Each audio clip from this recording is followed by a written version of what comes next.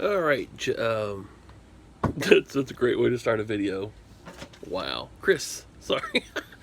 Oh, geez, Chris, I have your 24th scale Ford Sedan Interceptor, lovingly known as a Taurus, decaled as a metropolitan. How do they actually call it? Metropolitan Police Department or Metro Police? I think DC. Anyway, Washington DC Police Department. You asked me to reinstall the light bar, which we did. Reinstall the push bar, which I did. Add a siren, swap the power button to the rear, and the lights drain the battery after a few minutes. All right. What I did find out with this, actually, this one, I don't know who did this one for you. This one's actually done pretty well. Good job on the decals and everything. Like I said, actually, this one looks nice compared to the first one, the black Charger. The only thing I would have done here, I noticed when I took this apart, I think this is where your problem was at, from what I could tell. Your battery draining problem was in the light bar. They used red and blue alternating LEDs in each of these, so naturally the red inside that blue side of the light bar kind of looks weird, and the same way with the blue flash inside the red portion. Using just a standard red flash and a blue strobe LED would have looked better, but they didn't, and that's fine. I mean, like I said, other than that, everything looks like a pretty decent build. Like I said, the wiring was a little bit nicer and neater inside. I did straighten some of that up a little bit, but other than that, definitely better than the first one, the Charger. Went in and replaced your 5 on the roof. I don't know if that happened in shipping with the light bar loose or whatever, but the 5 was partially gone. I just happened to have the correct font and everything, so ba-bam, put you another 5 on there that's complete.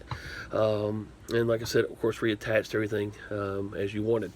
Also, it didn't look like these decals were coated at all, which I thought kind of strange. Went ahead and coated those with some clear. I think I ended up going with 3 coats on that. Keep those from being damaged easily. Again, they can be damaged. You know that. I'm sure most people I sell these models to understand that, but I think some of them get them and they want to try to start scrubbing them with car wax to make them shine. These decals will come off, folks, unless you coat them with fingernail polish, and that doesn't look too hot. So anyway, be careful with the decals. Add a couple antennas for you too. Like I said, those would be okay because you have a box for this one, so they should ship just fine. And I'm blabbing on like some kind of fool. This big screw cracks me up. I did relocate everything for you. Added the siren here, drilled a few more holes for the siren speaker holes here. Removed the switch that was right here.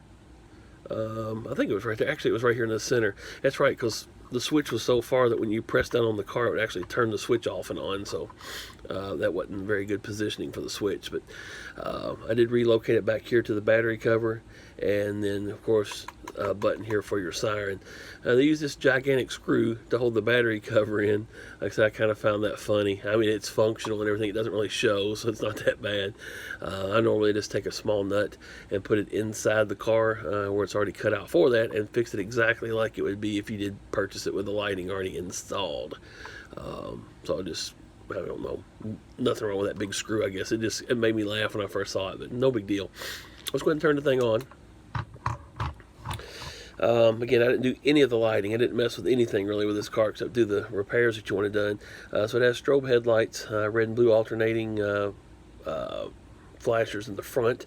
I did black the front of the lower part of the air dam out like it should have been, like it is in real life, because there's just gaps in there. So blacked that out a little bit, add a little detail there. Then again, attached your push bumper.